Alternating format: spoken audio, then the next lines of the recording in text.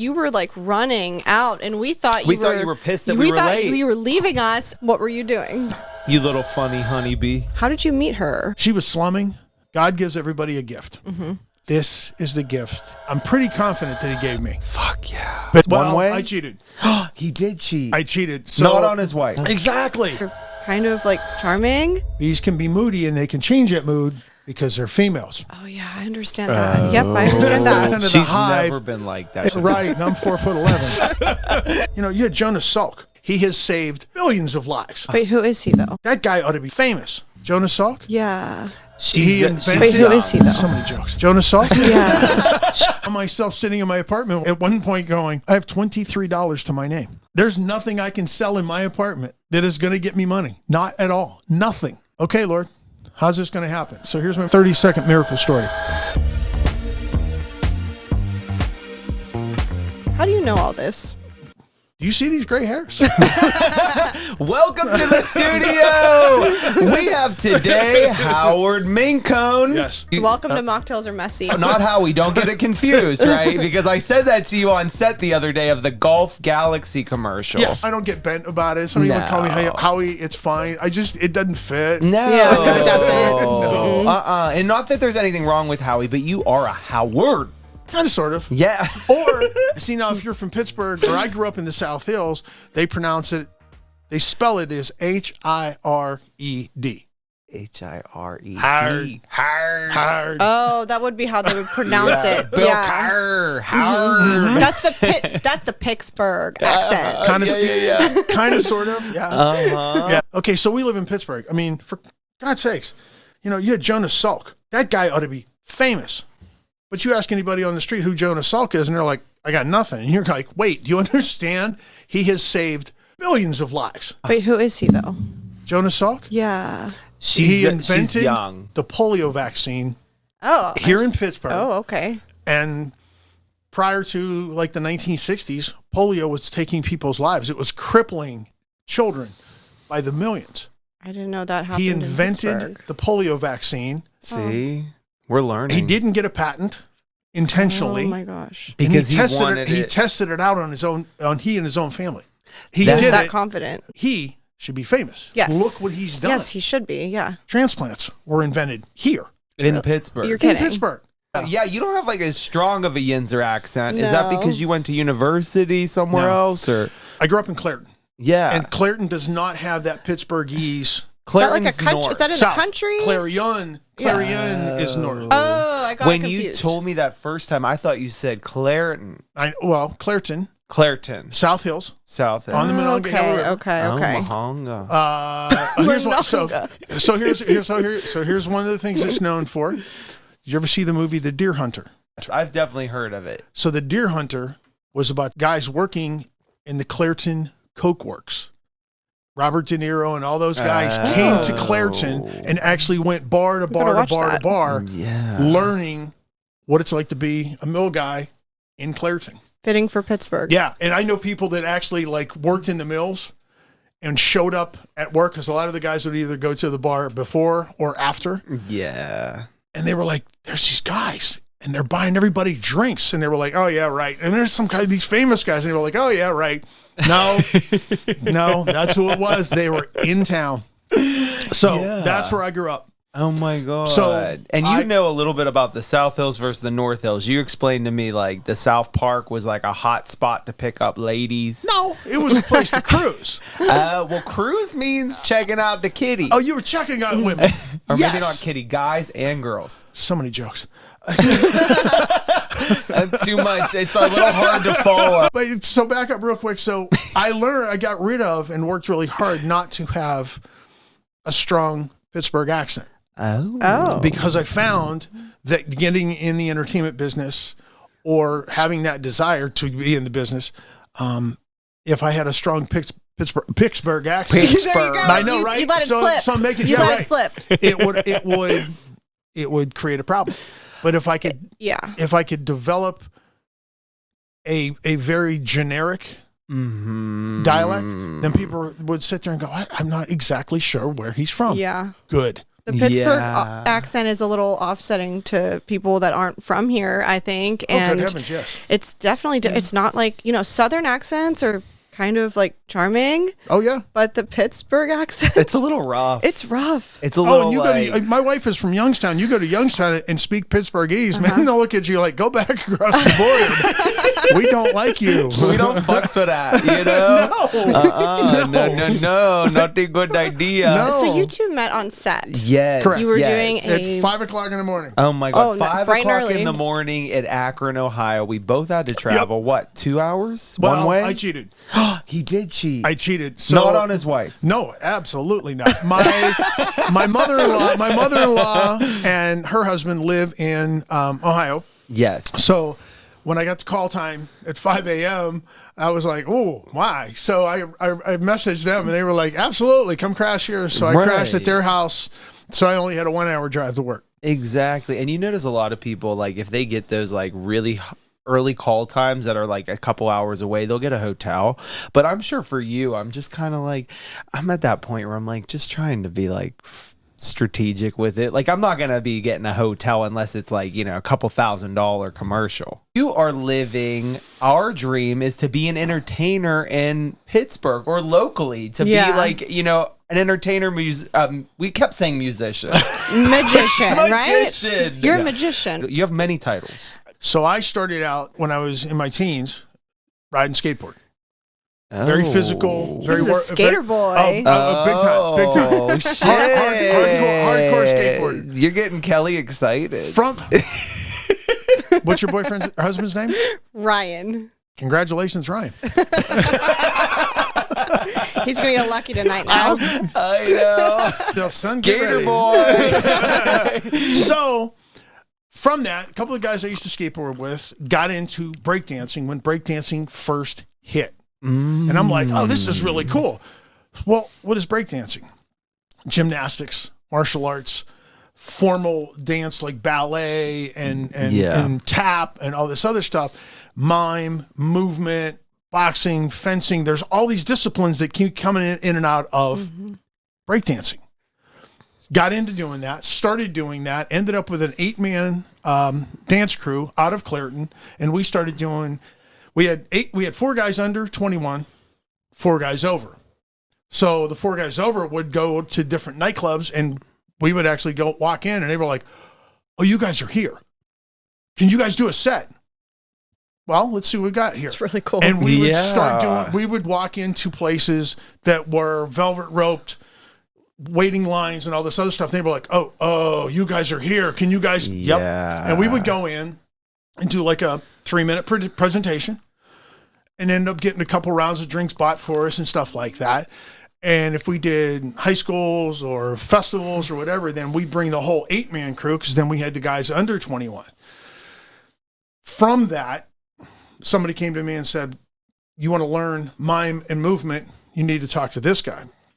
Ooh. Well, here's where it gets really fun.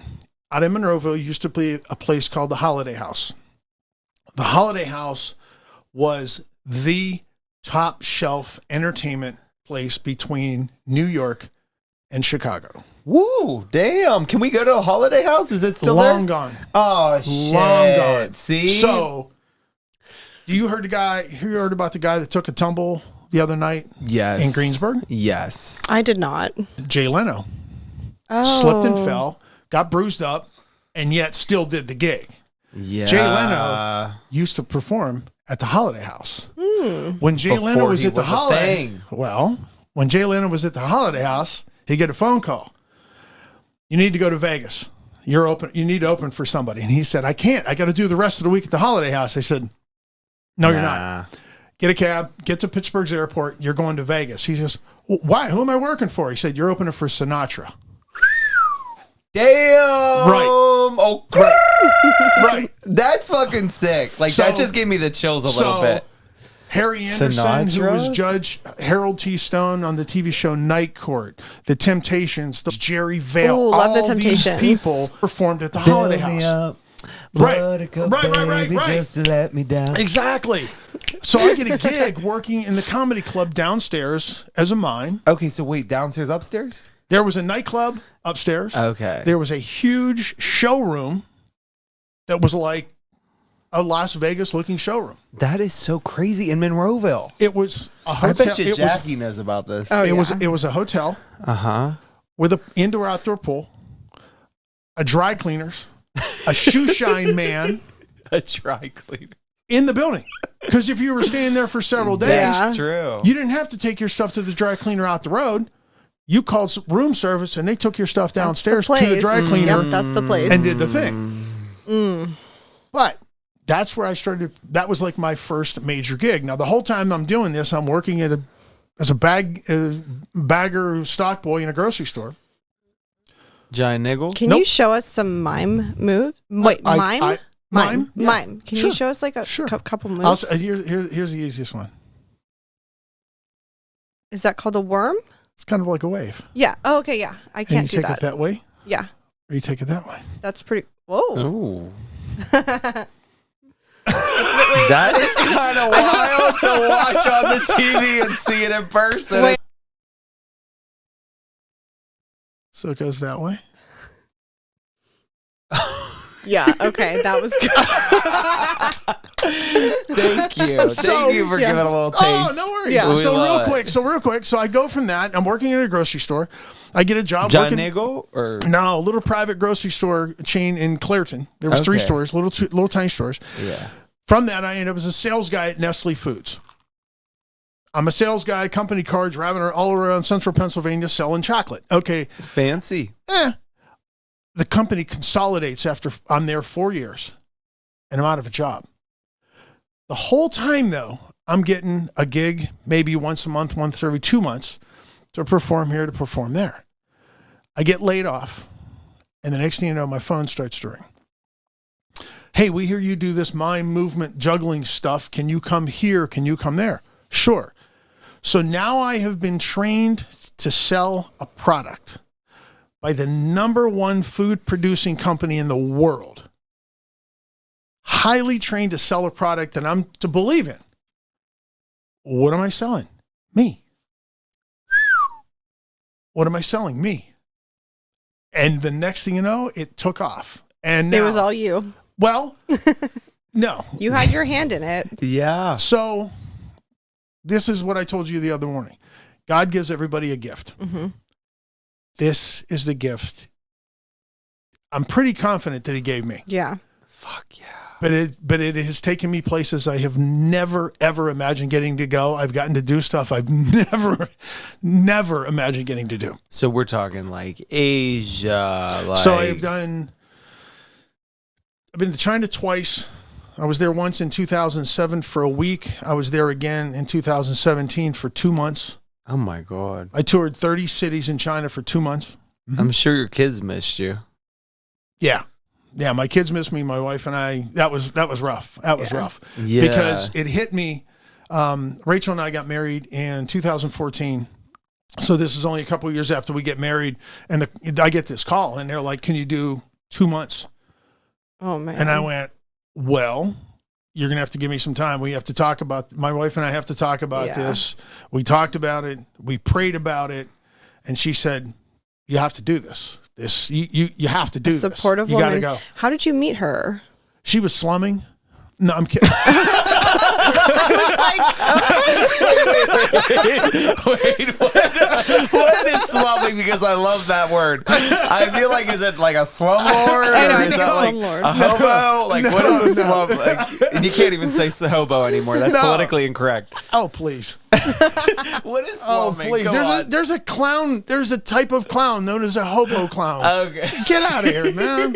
Wait. You got to tell us what's slumming. So I tease my wife about this all the time. So as you and I talked briefly the other morning, I was Thank God we did. Oh my because gosh, you this are is so bringing cool. me all the right vibes. Seriously. Thank you. So I was married twice before. Highly dysfunctional marriages. Really bad. The beginnings. 2 of them. No. Oh, so you're on round 3. Yes. This great. is my third marriage. Third time's the charm. You better believe it. Mm-hmm. And to quote an old NFL friend of mine, he said, "I far outkicked my coverage." Oh yeah. Well, Good thing. Good thing. Yeah. So And your kid's like the third. Oh, I wouldn't have married her. I wouldn't have dated her if they didn't. Oh, good. Because That's a good dad. We dated for several months before I said, hey, I've been dating this girl. And they were like, oh, thank God. We didn't think you were dating. And I'm like, well, I'm not going to tell you I'm dating somebody because I don't want you to get attached. They love you. They wanted you to be happy. Mm-hmm. That's special. What happened the second time. My children are to my first marriage. And I got married after that, and it was extremely bad. I was only married for a year, and it really put them through a lot because they were like, okay, we got to know her kids. We got to know, this was a new life. And all of a sudden, within a year, it blows apart. Not healthy, not good at all. So when I met Rachel and went out with her and really, really saw that this was going to go that direction, I sat down with my daughters, who at this point were significantly older. And I said, okay, look, we need to talk about this. And they were like, you're dating somebody? I said, yeah. And they were like, oh, thank God, Dad. We didn't think you were dating anybody. I said, they care about you. They do. They're amazing. After everything they've gone through, they both have done phenomenal. They both have married.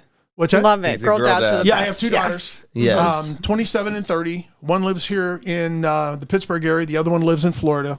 Nice. They both have married phenomenal guys. That's amazing. And they both have dated idiots in the past. Yeah. And then they married these guys and you go, whoa, that's cool. You've got a good place to go vacation to in Florida when you visit your daughter. Yeah.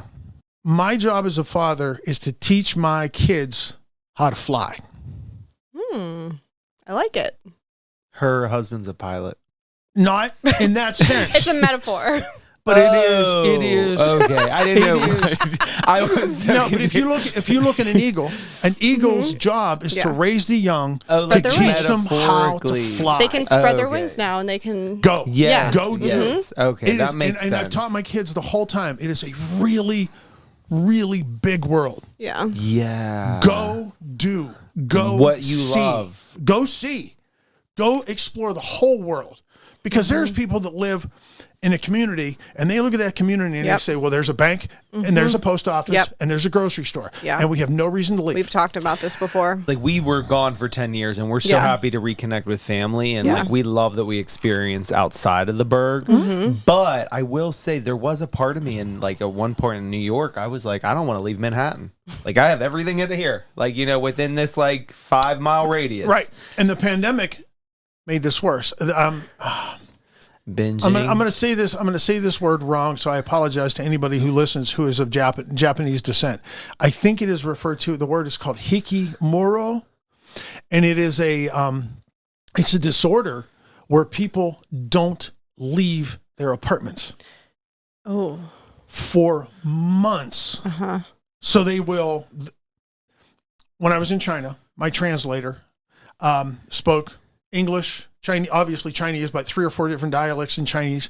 And then she spoke English. So she was my translator. I was the only English speaking person on the tour. Everybody else was from Spain. So it was a crew from Spain and myself. He is a hugely famous European magician.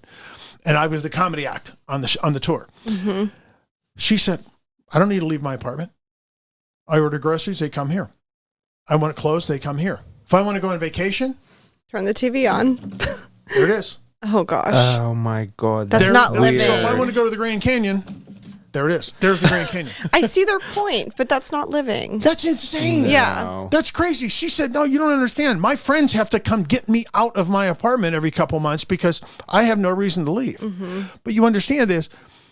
Because of the pandemic and the paranoia that's set in, there are people that are terrified to death to step outside because they believe what they hear, which is everything's a catastrophe, everything's bad, everything's disease-ridden, blah, blah, blah, blah, blah, outside, so they never leave. I love that the Japanese have labeled this because I don't know if we're aware of it in America. I know that it exists here. Oh, sorry. I was trying to pronounce hikimora.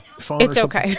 We'll be focusing on a new word that you might find challenging or intriguing. Oh, there we go. So without further ado, let's dive into today's word. Hikikomori, which means Okay, yeah. Hikimori. Okay, you were really off, but you did good. describe reclusive individuals. Yep, reclusive individuals. Hikimora. Good enough? Yeah. That was right. You were better. At Now, that. I've got to no. say, when we pulled up, you were like running out, and we thought We thought you were pissed that we were thought late. you were leaving us, and No. come to find out, what were you doing? You little funny honeybee. Yeah, man. Yeah. Yeah, man. Yeah, man. So I brought you guys. Oh my god! What? Oh wait, it's actually called. Okay, so your shirt is your hunt. That's your brand. That's what I do. That's one of the other things that I do. Oh my gosh! So I thought I'm a it was just beekeeper I love also. that. So we had friends over for dinner one night, and we're sitting in the dining room eating dinner. Cool. And one of my wife's friends, sweetest What do we people. owe you? Hold on, why is Not- it so don't worry. dark? It's really dark. So that's fall honey. Oh. That is about as fresh as it's going to get. That's only been. I mean, the only way it's getting fresher, literally, is if I took it out of the hive box I right wanna now. drink Right it. now. Taste Okay. it. That looks Don't so get a spoon. good. Yeah. Or stick your finger in there because it cleans it. Oh, It okay. cleans itself. Okay. So honey is Go on. self-cleaning. Okay. It's self-cleaning. Hmm. That's no fucking joke. No, I'm not just saying that. Howard, I'm a honey fan. This is gonna cure all of our ailments. Isn't that cool? Yeah, we So- need to hear this story though. So we had friends over for dinner one night, and this was several years ago, and they said, you're doing this you're starting with honeybees and all that, and they said, what are you going to call your honey? And I said, I don't know. And the wife looked over at me, and she looks at my wife, and she goes, well, it's got to be Funny Honey. You're a comic. And we all looked at each other and went, yeah, That's it. that's what it's going to be. So my wife's best friend designed the logo for us. That is so cool. That's cute. That's Do so they cute. have equity partnership? No, because of the well, logo? they actually own the property where one of my apiaries is, down in Bentleyville. They own a 20-acre farm. Wow. And I have one of my yards is there, and then my other one is up at Trax Farms. Did you hear that beekeepers actually like live longer? Mm-hmm. What do you think the reason for that is? Happiness? That's one. But there's also a lot of benefits to being around the bees. I've heard that. There is a The a vibration vibrations. Yes. that is extremely calming. One of the things they do right fuck? now is they are. I'm loving this already. They're putting together veterans who suffer PTSD, and they are giving them beehives and training them how to take care of beehives, because when they start getting really, really, really cranked up, go out in the bee yard, Calms their soul. That's and it amazing. calms them down from the inside. Howard. Then- Wow. All the benefits of honey. Yeah. And now, when you go to Costco or Walmart or whatever, and you see these like gallon jugs of honey Yeah. for like nothing, Yeah.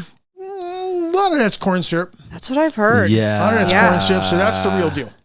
And I heard That's it's so better real. to drink or to eat Yep. the honey that's local to you. Within 50 miles. Correct. Okay, yeah. What's okay. that about? So it has all the local pollen from Helps with that would allergies? normally affect you. If you get an overwhelming amount of pollen, then your histamine system kicks in, your eyes water, your nose runs, you cough, you sneeze. But if you're taking hits of this, Now, do you have like a suit? A suit so that you wear? I wear a veil that kind of looks like a hoodie. Yeah. So it's not a full bee suit. I'm not that. The guys who mentored me, the guys who taught me beekeeping, taught me, and you just get to where you're like, I don't need all that stuff. So I'll go in a pair of like long pants. 'Cause Last year, bees are not aggressive by nature, right? Are they more can be. docile? Okay, so if you upset them, they can so be. Kelly, don't take this wrong. I have a beautiful wife and 2 daughters. Mm-hmm. Bees can be moody, and they can change that mood because they're females. Oh yeah, I understand that. Yep, I understand that. 98% of the She's hive never been like that. She's done traditional. Right, and I'm 4'11".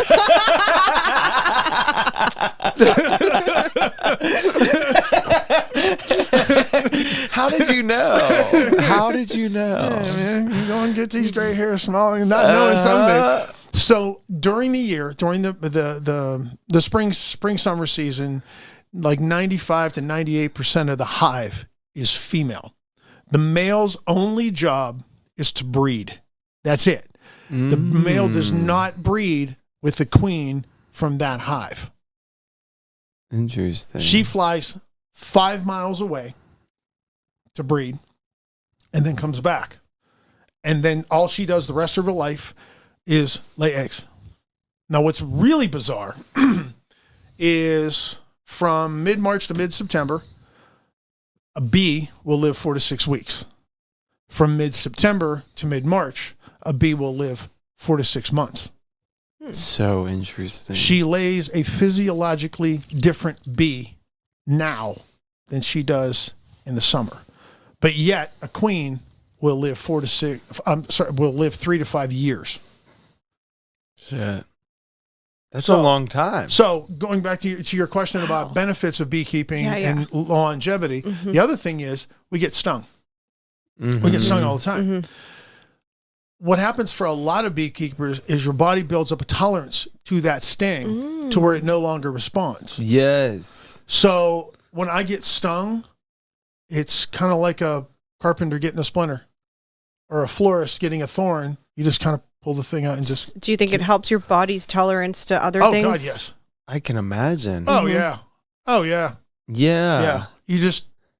You don't get sick like you used to. I say that this is the first guest that we had that we did not follow a script. We did not follow the questions. You're the first off guest. the cuff. It was all off the cuff. Roll with it, man. Knew when I first met you, I said he's a goodie. Thank you. You know, and Thank you. I want to share, what is your like mantra with the odd? Like can you give us some like insight on, like, you said this about like having a passion and finding it and then really just double downing on it until you...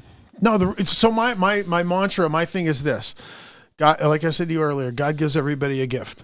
My walk of faith has gotten me through 2 really bad divorces. Yeah. It's gotten me through a lot of messy stuff in my life. That's what got me where I am. That's what got me 2 amazing daughters. That's what got me an amazing wife. Is I put my faith not in me, not in my skills, not in my talents, not in my brains. I have a faith in God. I really do, and I have no reservations about that. That said, God gives everybody a gift, and I'm not telling everybody. My job is not to sit here and convert somebody to believe in God. No. But you asked me the question of what's mine. Right. That's it.